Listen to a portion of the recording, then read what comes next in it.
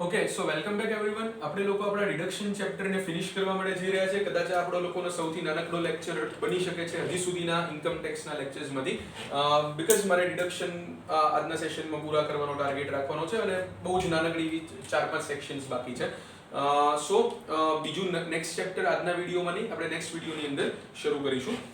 So basically મારે જે તમને લોકોને સેક્શન સમજાવવાની બાકી છે એ છે સેક્શન 80TTA, 80TTB, 80DDDB અને 80U બધું એકબીજા સાથે કનેક્ટેડ, સોરી ઈ ત્રણ સેક્શન એકબીજા સાથે કનેક્ટેડ અને TTA TTB એકબીજા સાથે કનેક્ટેડ છે. શું કહે છે section 80TTA?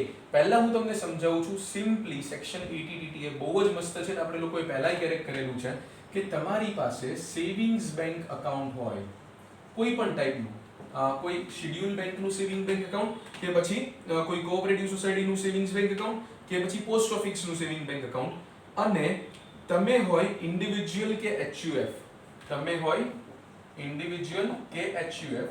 Obviously individual HUF ને સેવિંગ બેંક એકાઉન્ટ હોય. પહેલી વસ્તુ એ સમજી લો, સેવિંગ એકાઉન્ટ પાર્ટનરશિપ ફર્મ ના ખોલાવી શકે. પાર્ટનરશિપ ફર્મનું જે એકાઉન્ટ ખોલે ને ઓલવેઝ કરંટ એકાઉન્ટ જ હોય. ક્લિયર? સો એ લોકોને તો આમાં અહીંયા એપ્લિકેશન એપ્લિકેબલ છે નહીં.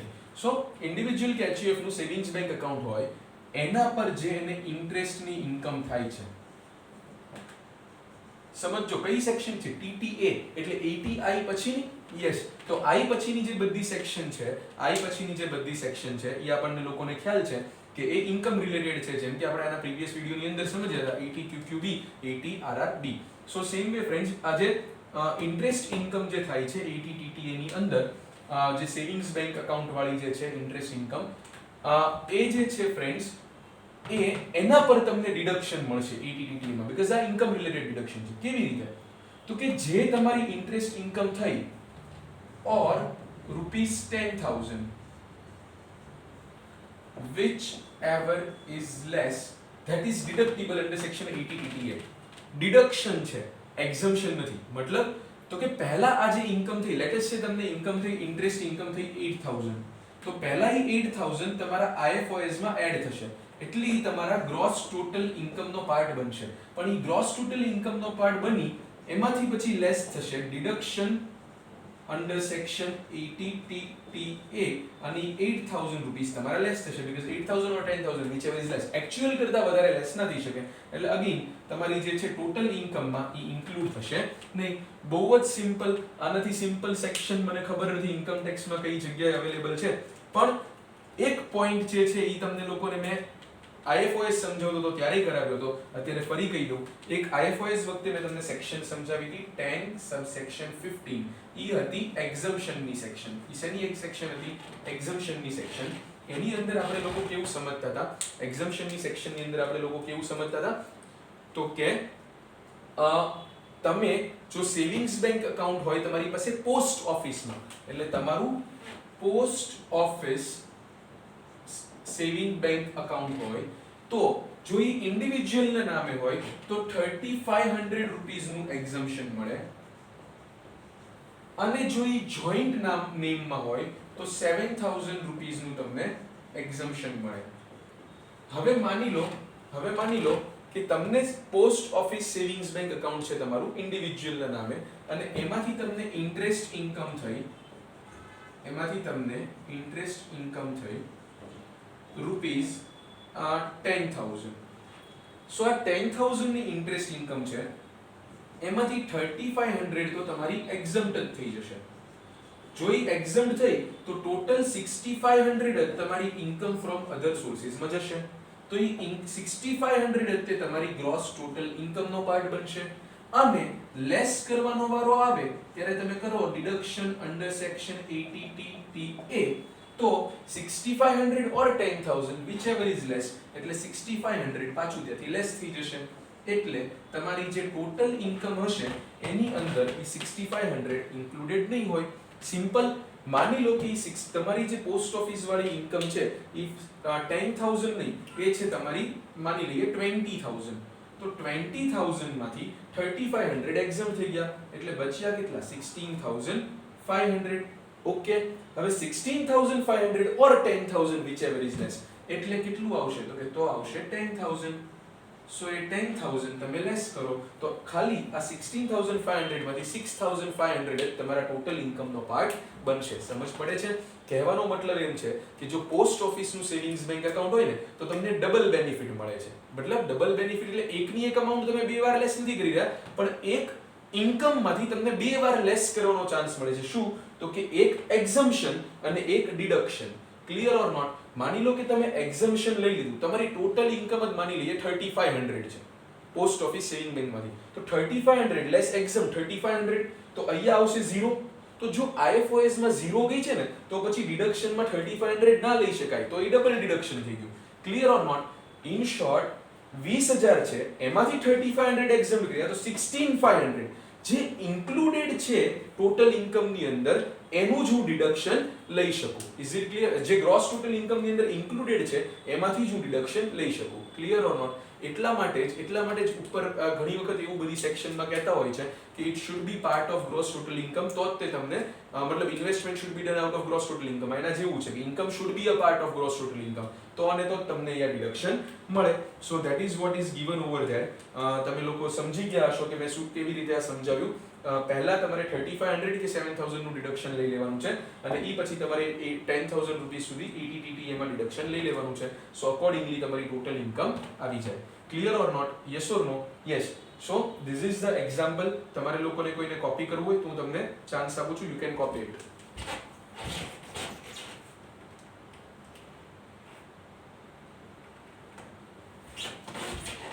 ઓકે ફ્રેન્ડ્સ, સો હોપફુલી તમે લોકોએ કોપી કરી લીધું હશે. હું આગળ વધું છું અને નેક્સ્ટ સેક્શન સમજાવું છું, વિચ ઇઝ ATTTB. હવે તમે જુઓ ATTTA માં તમને કઈ બેંક કયા અકાઉન્ટ પર તમને ખાલી ઇન્ટરેસ્ટ ઇન્કમ ડિડક્ટ થતી હતી, તો કે તમને સેવિંગ્સ બેંકની જ ઇન્ટરેસ્ટ ઇન્કમ ડિડક્ટ થતી હતી. માની લો તમારે ફિક્સ ડિપોઝિટ હોય તો કે સર ફિક્સ ડિપોઝિટ હોય ને તો ATTTA is not applicable. Fix deposit હોય તો ATTTA ઇઝ નોટ એપ્લિકેબલ. તો કે ફિક્સ ડિપોઝિટ હોય તો ATTTB ઇઝ એપ્લિકેબલ. પણ ATTTB is available only to individual who is senior citizen. Individual who is senior citizen એટલે જેની 60 years કરતા એજ પ્રીવિયસ યરમાં વધી ગઈ હોય. તો ATTTB માં કોણ જશે? Senior citizens. તો શું સિનિયર સિટીઝન્સ ATTTA માં બેનિફિટ લઈ શકે? નો. કેમ? કારણ કે ATTTB માં એમને ઇનફ બેનિફિટ મળી જાય છે. સેવિંગ્સ બેંકનું ઇન્ટરેસ્ટ હોય તોય અને ફિક્સ્ડ ડિપોઝિટનું ઇન્ટરેસ્ટ હોય તો પણ એને બેનિફિટ મળી જશે એની ઇન્ટરેસ્ટ ઇન્કમમાંથી. કયા સેક્શનમાં? ATTTB માં. તો સેવિંગ્સ બેંકનો બેનિફિટ પ્લસ ફિક્સ્ડ ડિપોઝિટ બેનો બેનિફિટ TTB માં મળે છે. So senior citizen can not go to ATTTA. Clear or not? Yes. So once you claim deduction under ATTTB, you cannot go for ATTTA. આવું સમજવાનું છે. So savings bank plus fixed deposit. સમજો senior citizen લોકોને બહુ બધી એમની income fix deposit related રહેતી હોય. ઓકે, એ લોકોએ શું કર્યું હોય કે એમના લાઈફમાં જે પૈસા બચાવ્યા હોય, મતલબ આપણે ઘણી વખત પેલું પ્લાનિંગ માટેનું આપણે સમજતા હોઈએ છીએ, લાઈક આપણે રિટાયરમેન્ટ પ્લાનિંગ એન્ડ ઓલ. સો આપણે એમ કહેતા હોઈએ છીએ કે પહેલા પૈસા અર્ન કરવાના આમ તેમ. સો સિનિયર સિટીઝન્સે શું કર્યું હોય કે એમણે પૈસા બચાવવાની ફિક્સ ડિપોઝિટ કરી હોય, એમાંથી એમને ઇન્ટરેસ્ટની ઇન્કમ થતી હોય. હવે ઇન્ટરેસ્ટ ઇન્કમ TTA માં તો એ લોકો એક્ઝમ્પ્ટ લઈ શકતા નતા. એટલે આજથી લગભગ 2 years પહેલા, યસ, ફ્રોમ અસેસમેન્ટ યર 2019-20, એટલે આ વર્ષનું અમેન્ડમેન્ટ નથી, આના પહેલાના યરનું અમેન્ડમેન્ટ છે. એવું એક અમેન્ડમેન્ટ આવી ગયું કે આ સેક્શન ATTTB બનાવવામાં આવી, જેના અંદર એવું કહેવામાં આવ્યું કે ઇવન સિનિયર સિટીઝનને અમે ફિક્સ ડિપોઝિટનું ઇન્ટરેસ્ટ પણ ડિડક્શન આપીશું. અને ફિક્સ ડિપોઝિટનું જે ઇન્ટરેસ્ટ હોય ફ્રેન્ડ્સ, ઈ સેવિંગ્સ બેંકના ઇન્ટરેસ્ટ કરતા વધારે હોય તો જો તમારે ડિડક્શન આપવું જ છે તો એમને પ્રોપર આપો. એટલે interest income or ₹50,000 whichever is less એટલું એને ડિડક્શન મળે છે. એટલે માની લો કે અગેન એને ₹40,000 નું એની ફિક્સ ડિપોઝિટ હોય અને ₹3,000 નું એનું સેવિંગ્સ બેંક ઇન્ટરેસ્ટ હોય, તો 40 + 3 43,000 પૂરેપૂરું એના IFOS માં આવશે, એના GTI માં આવશે અને અંડર સેક્શન ATTTB એ પૂરું 43,000 જે છે એ એને ડિડક્શન મળી જશે. એટલે ટોટલ ઇન્કમની અંદર એ 43,000 આવશે નહીં. પણ માની લો કે સેવિંગ્સ ફિક્સ ડિપોઝિટ વાળું 50 હોય, સેવિંગ બેંક વાળું 3 હોય, તો ટોટલ 53 IFOS માં તો જશે, પણ GTI માંથી 50 તે લેસ થશે, કારણ કે મેક્સિમમ 50,000 મળે છે. એ એમ ના કહી શકે કે બાકીના 3,000 હું ATTT એમાં લઉં, because સિનિયર સિટીઝન માટે ATTT એપ્લિકેબલ નથી. અને આ જે એક્ઝમ્પશન છે એ તો સેવિંગ્સ પોસ્ટ સેવિંગ્સ બેંકનું છે, સો એની તો અહીંયા સવાલ, એનો તો સવાલ અહીંયા આવતો જ નથી while studying TTB. Clear or not? Yes. હવે એક પોઈન્ટ છે એની અંદર, જો તમે સિંગાનિયામાં રીડ કરશો તો તમને નહીં સમજાય. એ પોઈન્ટ શું છે હું તમને ક્વિકલી એનું કરાઈ રહ્યો છું, ક્વિકલી તમને સમજાઈ રહ્યો છું. એ પોઈન્ટમાં તમને એવું આપ્યું છે કે વેર ધ અફોર્સેડ ઇન્કમ, હું વાંચી રહ્યો છું પેરા નંબર 166 માં, લાસ્ટ પોઈન્ટ મતલબ last para you can say 166 માં, where the aforesaid income is derived from any deposit in an account held by or on behalf of a firm, an association of person or body of individual, no deduction shall be allowed in respect of such income in computing the total income of any partner of the firm or any member of the association or body. મતલબ તો કે ઘણી વખત કેવું હોય કે partnership firm હોય ને, એ લોકોએ પ્રોપરલી રજીસ્ટર ના કરાવ્યું હોય. પાર્ટનરશિપ ફર્મ રજીસ્ટર ના કરાવ્યું હોય એટલે બેંકમાં પાર્ટનરશિપ ફર્મના નામે ખાતા ના ખુલતા હોય. એટલે કરાવતા શું હોય તો કે પાર્ટનરશિપ ફર્મની બદલે એ લોકો પાર્ટનરના પર્સનલ નેમ પર ફિક્સ ડિપોઝિટ, સેવિંગ્સ બેંક બધું ચલાવતા હોય. એમાં ઇન્કમ જે હોય એ બધી ફર્મની હોય. એ લોકોની મ્યુચ્યુઅલ અન્ડરસ્ટેન્ડિંગ છે. ઓકે, એ લોકોની મ્યુચ્યુઅલ અન્ડરસ્ટેન્ડિંગ છે. એમને બબાલ થાય તો પછી એમનો વાંક, બીકોઝ એમણે પાર્ટનરશિપ ફર્મ રજીસ્ટર કરાવી જોઈતી હતી. Clear or not? યા તો ચલો રજીસ્ટર્ડ પાર્ટનરશિપ છે તો એ લોકોએ આવું કર્યું કે પાર્ટનરના નામે એમણે શું કર્યું, અકાઉન્ટ ખોલીને એમાં જ મતલબ સેવિંગ્સમાં કે ફિક્સ ડિપોઝિટમાં પૈસા રાખ્યા. જનરલી આવું કરે નહીં. જનરલી લોકો ફર્મના નામે જ રાખે, પણ ફર્મ રજીસ્ટર્ડ ના હોય તો ફર્મના નામે ખાતું ખુલે નહીં, મતલબ અઘરું પડી જાય ફર્મના નામે અકાઉન્ટ ઓપન કરાવવું. સો આવા કેસીસની અંદર અકાઉન્ટ કોના નામનું હોય? અકાઉન્ટ હોય પાર્ટનરના નામનું, પણ એ જે ઇન્કમ એક્ચ્યુઅલી હોય એ પાર્ટનરશિપ ફર્મની હોય. તો કે જો આવી રીતનો કેસ છે અને આ પાર્ટનર જે છે એ સિનિયર સિટીઝન છે, હવે જો એ એવી રીતની ઇન્કમ છે કે જે એક્ચ્યુઅલી ફર્મની છે પણ પાર્ટનર રિસીવ કરી રહ્યો છે on behalf of firm, then that partner cannot get the benefit of ATTTB, કારણ કે એ તો ફર્મ છે. ફર્મને અમે લોકો આ બેનિફિટ આપતા નથી. જસ્ટ બીકોઝ તમે ફર્મના નામે અકાઉન્ટ નથી રાખ્યું ને પાર્ટનરના પર્સનલ નામે અકાઉન્ટ રાખ્યું છે એટલા માટે અમે પાર્ટનરશિપ ફર્મને ઇન્ડિવિજ્યુઅલ વાળો બેનિફિટ આપી દેશું એવું ના રે ના, બિલકુલ નહીં.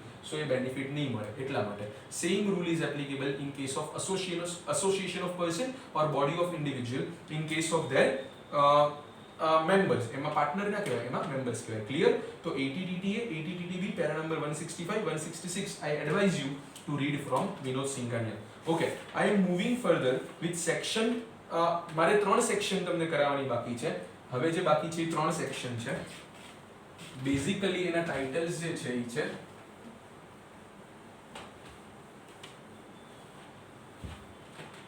સેક્શન્સ 80DD,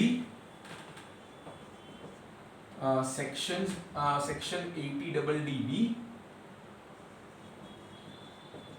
અને સેક્શન 80U.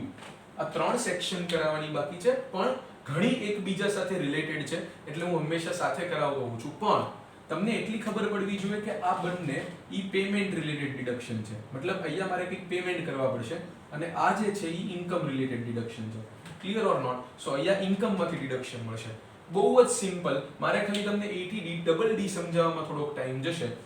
DD જે છે એમાં બહુ 1-2 મિનિટ થશે અને એકવાર DD આવડી ગઈ છે એટલે ATU એ તો હું તમને ઇઝીલી કરાવી દઈશ. સો પેજ નંબર તમે લોકો ATDD માટે પહેલા આવી જાઓ 433 પેરા નંબર 144. હવે તમારે બહુ ખાસ રીડિંગ અંદરથી કરવાનું નથી, હું જે કહું એ જ ખાલી સાંભળવાનું છે. સો હું સમજાવું છું તમને સેક્શન 80DD. તમારે DD થી યાદ રાખવાનું ડિપેન્ડન્ટ ડિસેબિલિટી. DD થી યાદ શું રાખશો? Dependent disability. મતલબ તો કે કોઈ મિસ્ટર એક્સ છે એનો એક માની લો ને બ્રધર છે. મિસ્ટર એક્સ છે એનો એક બ્રધર છે મિસ્ટર વાય. એ મિસ્ટર વાય છે ને એ ફિઝિકલી ડિસેબલ છે, મતલબ એને કોઈ ટાઈપની ખામી છે એવું કંઈક કહી શકાય. એ differently abled is a better word. અને મિસ્ટર વાય એનું ધ્યાન કોણ રાખે છે? એનો ભાઈ મિસ્ટર એક્સ. એટલે આમ જુઓ તો મિસ્ટર વાય એ ડિસેબલ છે as well as mister x પર ડિપેન્ડન્ટ છે. સો એ ડિપેન્ડન્ટની ડિસેબિલિટી એના રિલેટેડ આ સેક્શન છે 80DD. સમજો.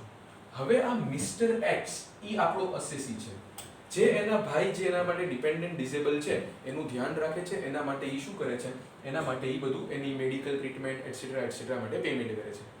સો ઇન્કમ ટેક્સ એમ કહે છે કે તમે સારું કામ કરો છો મિસ્ટર એક્સ, તો અમે તમને 80DD માં કોઈક ડિડક્શન આપીશું.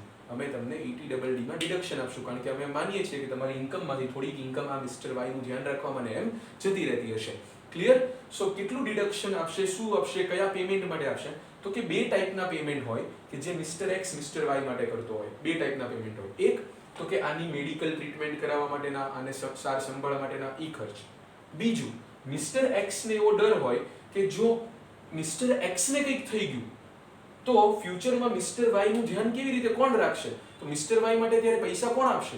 એટલે મિસ્ટર એક્સ એક ખાસ ટાઈપની એવી LIC પોલિસી કે એવું લે કે જેમાં એણે એવું રાખ્યું હોય કે એના કેસમાં આ ડિપેન્ડન્ટ મતલબ એને કંઈક થાય તો પણ ફ્યુચરમાં મિસ્ટર વાય ને કોઈક માણસ મતલબ સોરી ઇન્સ્યોરન્સ કંપની જે છે એ મિસ્ટર વાય ને એટલા પૈસા મતલબ મિસ્ટર વાય ના બેનિફિટ માટે એટલા પૈસા બીજા કોઈને એવી રીતે આપી દે. એટલા માટે એ શું કરે છે? એના ફ્યુચર માટે કોઈ પર્ટિક્યુલર LIC ના કે એના પ્લાનમાં ઇન્વેસ્ટ કરે છે. સમજ પડે છે? સો મિસ્ટર એક્સ બે ટાઈપના એક્સપેન્ડિચર કરે છે. એક કરે છે એના સાર સંભાળ દેખરેખના, અને એક આવી રીતે એના LIC પ્રીમિયમ મતલબ આવી રીતનું કંઈક LIC કે એવું કંઈક કરે છે. યસ. સો જો આવું કંઈ કરતો હોય તો મિસ્ટર એક્સ ને ફિક્સ્ડ ડિડક્શન મળશે.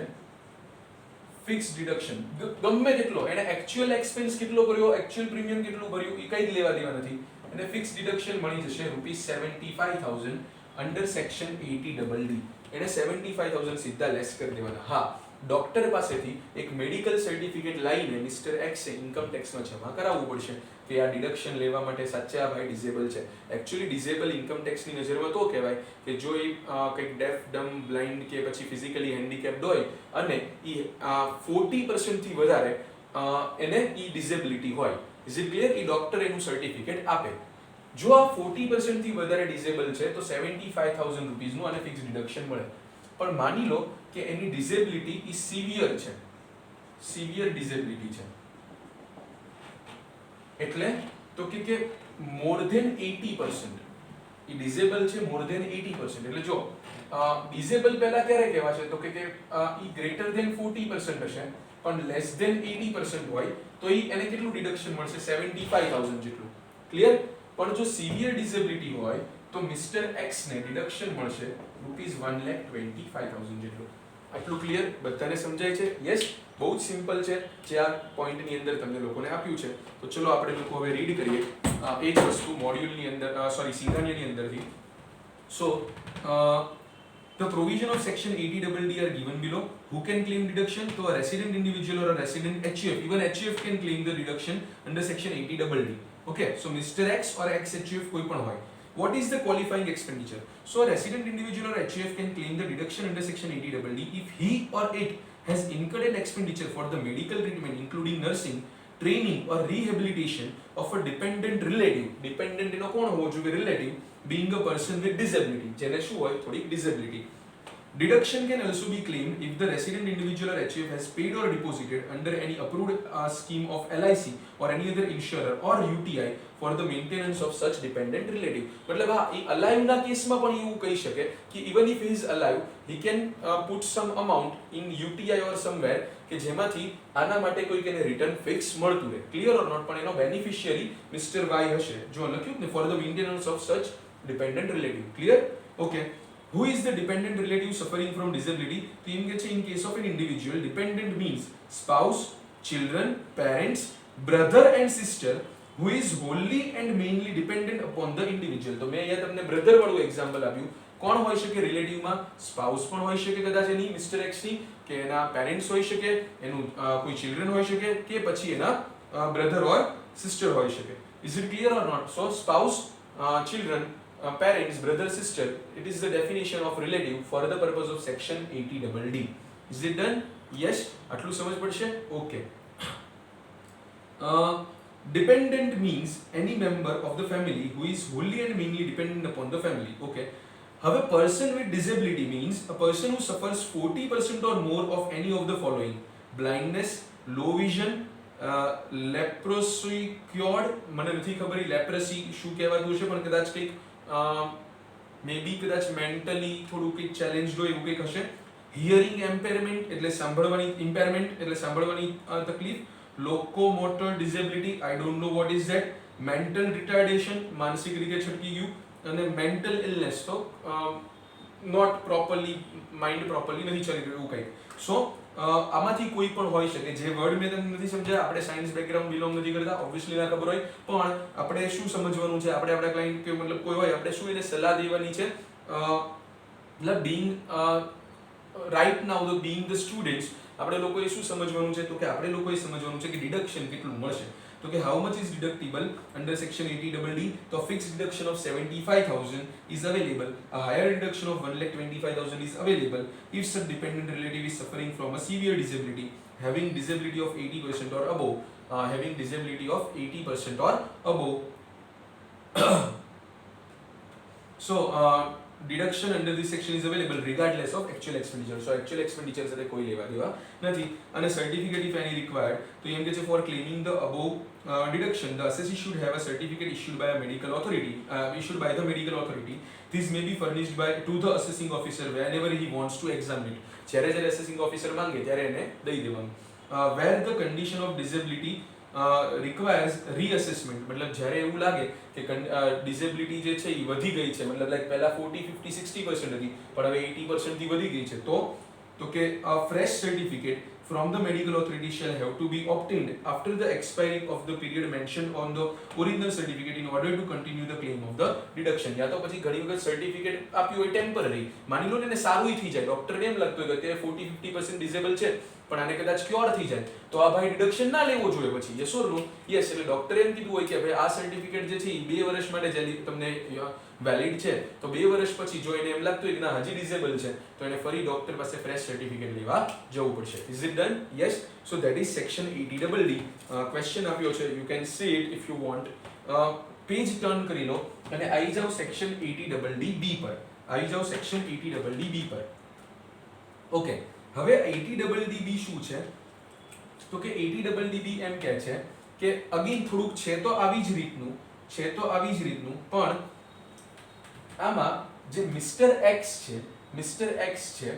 80EE માટે એ મિસ્ટર એક્સ ના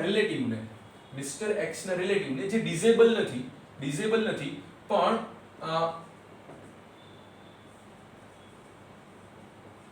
એને કોઈક ડિઝીઝ થયો છે કે which is given under the list of income tax, मतलब income tax rule, list of income tax rule. income tax ના રૂલ ની અંદર અમુક લિસ્ટ આપેલું છે કે ભાઈ આ ટાઈપના ડિઝીઝ જે છે એ આ સેક્શન માટે એપ્લિકેબલ છે.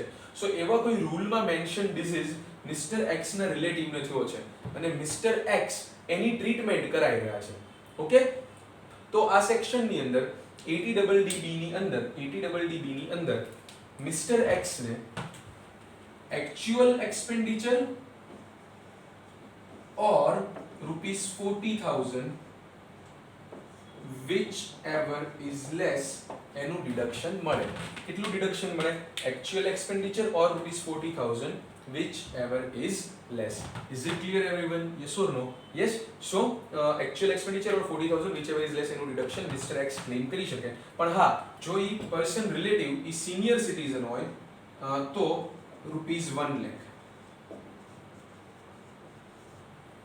In case of rupees 1 lakh in case of senior citizen.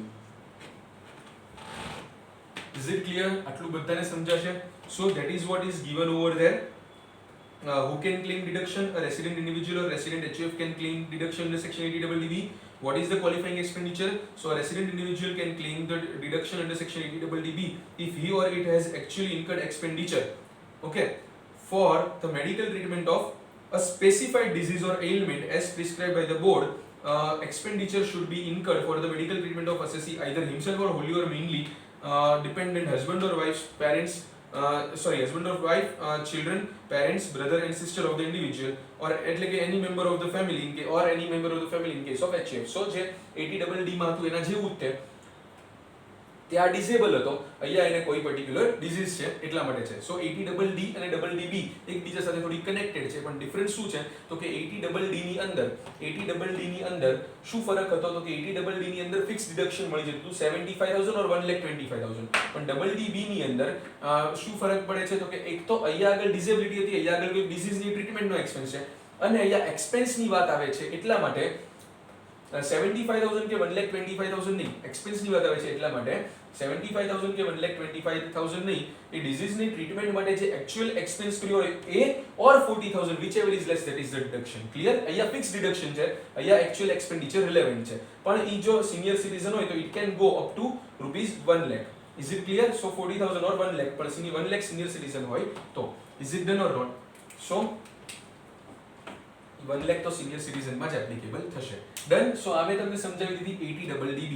Finally નાનકડો એક પોઈન્ટ જેને કહેવાય સેક્શન 80U.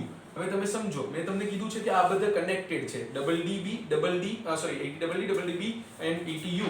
તો 80U માં શું કનેક્શન હોઈ શકે? તો સર ઇન્કમ રિલેટેડ છે ડિડક્શન. તો સમજો 80DD અને 80U એક્ઝેક્ટ કનેક્ટેડ છે. ઈ કેમ કહે છે કે જે 80DD ની અંદર 80DD વાળા કેસની અંદર જે આ ડિપેન્ડન્ટ રિલેટિવ હતો મિસ્ટર વાય, મતલબ આમ તો ડિપેન્ડન્ટ હવે અહીંયા નથી.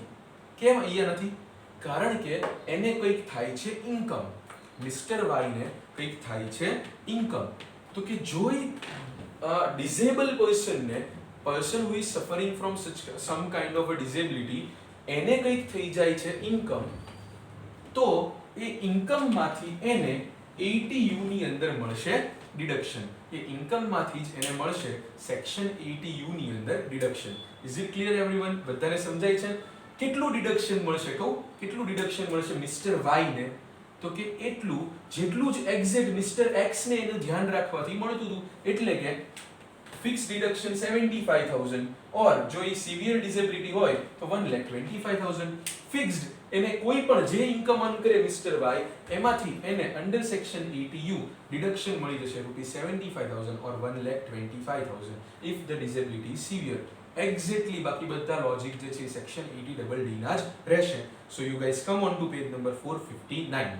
ઓકે, 459 પેરા નંબર 167 એમ કે છે the provision of 80U are given in brief. નીચે ટૂંકમાં આપેલી છે, briefly given there. Condition, the following condition should be satisfied. The taxpayer is an individual and resident in India. He suffers 40% or more than 40% of any disability, blindness, low vision, leprosy cured, hearing impairment, locomotor disability. મને તો એની pronunciation ખબર એટલે sorry, મતલબ જો એનું જે meaning થતું હોય હું ગૂગલ કરી દઈશ, તમ તારે એવું હશે તો, અને તમને લોકોને કોઈ ના સમજાય તો હું ગૂગલ કરીને તમને કહીશ that what is the meaning of that term, but I don't know it right now. Mental retardation or mental illness, that we know. Yes, so again જે 80DD ની અંદર હતું એનું ઈ જ છે, 80DD ની અંદર હતું ઈ જ છે 80U ની અંદર. ઓકે, the tax એની પછી જુઓ તો કે the taxpayer shall have a certificate issued by medical authority where the condition of disability requires reassessment. A fresh certificate from medical authority shall have to be obtained after expiry of the period mentioned on the original certificate in order to continue the claim of deduction. તો એમ કે છે કે same જે હતું એ કે તમારે certificate લેવાનું, અને કોઈ પીરિયડ એટલો પર્ટિક્યુલર પૂરો થાય અને ફ્રેશ સર્ટિફિકેટની જરૂર હોય તો ફ્રેશ સર્ટિફિકેટ પણ તમારે લેવું પડશે. Yes. Amount of deduction, the fixed deduction of 75,000 is available.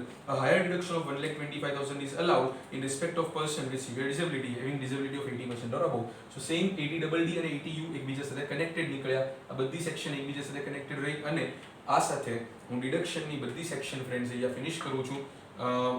મેં તમને લોકોને બધેથી બધી સેક્શન સમજાવી દીધી છે ડિડક્શનની. બેઝિકલી વી કેન સે કઈ કઈ સેક્શન સમજ્યા છીએ. ખૂબ જ ઇમ્પોર્ટન્ટ વાળી 80C, એ પછી એના જેટલી જ કદાચ કે એની નજીક નહીં, સોરી 80C ની સાથે 80CCC અને 80CCD, યસ સીસીડી બહુ જ આપણે મસ્ત રીતે જોયું હતું. 80 સીસીજી જે હવે એપ્લિકેબલ નથી તમારા સિલેબસમાં, 80 ડી જે બહુ ડિટેલમાં સમજ્યા. આજે સમજ્યા 80 ડબલ ડી અને 80 ડબલ ડીબી આજના સેશનમાં. યસ 80 ઈ એટલે ઇન્ટરેસ્ટ આપણે યાદ રાખી લેવાનું, ઇન્ટરેસ્ટ ઓન લોન, બરાબર ને. એટલે ઈ વાળો જે છે ઈ ફોર એજ્યુકેશન એટલે એજ્યુકેશન લોન હતી. ડબલ ઈ જે છે ઈ કયું હતું તો કે ઈ હતું આપણે રેસિડેન્શિયલ હાઉસ માટેની, અને ડબલ ઈ જે એપ્લિકેબલ ના હોય ડબલ ઈ એ હતું. ડબલ ઈ બી કોના માટે હતું તો કે ઈ હતું ઇલેક્ટ્રિક વ્હીકલ લેવા માટેની લોન. જી સમજ્યા મોડ્યુલમાંથી જે હતું રિગાર્ડિંગ ડોનેશન. ડબલ જી સમજ્યા અહીંથી જ મતલબ સિંગાનિયામાંથી જે હતું રિગાર્ડિંગ રેન્ટ પેડ, જે હતું રિગાર્ડિંગ રેન્ટ પેડ. એ પછી આપણે સમજ્યા ડબલ જી એ, ડબલ જી બી, ડબલ જી સી જે હતું રિગાર્ડિંગ ડોનેશન. એ પછી આપણે સમજ્યા 80 આઈ એ થી તો તમારા સિલેબસમાં નથી. એ પછી આપણે સીધું આવ્યું 80 ડબલ જે ડબલ એ જે સમજ્યા મોડ્યુલમાંથી આના પ્રીવિયસ સેશનની અંદર. અગેન 80 એલએ અને પી તમારા સિલેબસમાં નથી. 80 ક્યુક્યુબી આરઆરબી આના પ્રીવિયસ વિડિયોની અંદર સમજી લીધું. અને 80 ટીટીએ ટીટીબી 80 યુ આ સેશનની અંદર કમ્પ્લીટ કર્યું ફ્રેન્ડ્સ. સો અહીંયા આગળ મારું એક્સપ્લેનેશન કરવાનું કામ તો આ ચેપ્ટર રિલેટેડ પૂરું થાય છે, પણ તમારું લોકોનું કામ થોડુંક શરૂ થાય છે. હા, આની અંદર પેલું રિબેટ વાળી પણ વાત આપી છે. યસ, ઈ પણ એક જોઈ લઈએ. પેજ નંબર 460 પર આવી જાઓ. પેજ નંબર 460 પર આવી જાઓ. It will take only 2 minutes. Rebate under section 87A. So 87A ની રિબેટ જે છે આપણે આપણી માટે નવું નથી. આપણે હંમેશા સમજ્યા જ છીએ કે 87A ની રિબેટ આપણે દર વખતે ક્વેશ્ચનમાં કેલ્ક્યુલેટિંગ કરી છે, પણ જસ્ટ ખાલી કહી દઉં કે 87A ની રિબેટ ક્યારે મળે તો કે જો તમારી total income less than or equal to, એટલે કે કહી શકીએ અપ ટુ ₹5 લાખ હોય. ટોટલ ઇન્કમ એટલે શું તો કે gross total income minus 80C to 80U એટલે કે deduction under section under chapter 6A. Under chapter 6A ઈ બાદ કર્યા પછી જે તમારી ટોટલ ઇન્કમ આવી ઈ 5 લાખ કે એનાથી ઓછી હોય તો તમારો જે ફાઇનલ ટેક્સ પેએબલ આવે એમાંથી 12,500 રૂપીસની રિબેટ થઈ જાય. એટલે આમ જો તો 5 લાખ સુધીની તમારી ઇન્કમ હોય તો તમારે કોઈ ટેક્સ ના ભરવો પડે, પણ આની માટે તમે હોવા જોવે રેસિડેન્ટ ઇન્ડિવિજ્યુઅલ. રેસિડેન્ટ ઇન્ડિવિજ્યુઅલ સિવાય કોઈને 87A માં બેનિફિટ મળતો નથી. that is what is given over there. Yes, that is what is given over there on page number 460. Read કરી લેજો. તમારું ટોટલી એ હોમવર્ક રહેશે. જો એમાં કંઈ ના સમજાય તો મને કહી શકો છો. આની સાથે મેં તમને જે મોડ્યુલમાંથી 2-3 ઇલસ્ટ્રેશન કરાયા છે, જે 2 સેક્શન કરાવી, એ તો મેં તમને લોકોને સમજાવી દીધેલા છે, પણ બાકીના જે ઇલસ્ટ્રેશન્સ છે એ તમારે લોકોએ ડેફિનેટલી મોડ્યુલમાંથી સોલ્વ કરવા જ જોવે. હા, કદાચ એકાદું ઇલસ્ટ્રેશન એવું નીકળશે કે જે તમને નહીં સમજાય તો please let me know about it. મને સમજાવી દો, મને કહી દો કે સર આ વાળું ઇલસ્ટ્રેશન જે છે એ અમારે ક્લિયર નથી થયું, આ વાળું ઇલસ્ટ્રેશન છે એ સમજાણું નથી.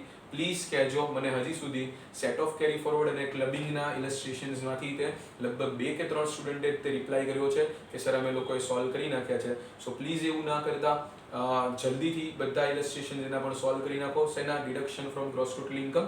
સો નેક્સ્ટ આપણે ચેપ્ટર સ્ટાર્ટ કરીએ એ પહેલાં તમારું એ કમ્પ્લીટ થઈ ગયું હોય. સો યસ ફ્રેન્ડ્સ, આજના લેક્ચર પૂરતું આપણે લોકો આટલું રાખીએ છીએ. Thank you everyone.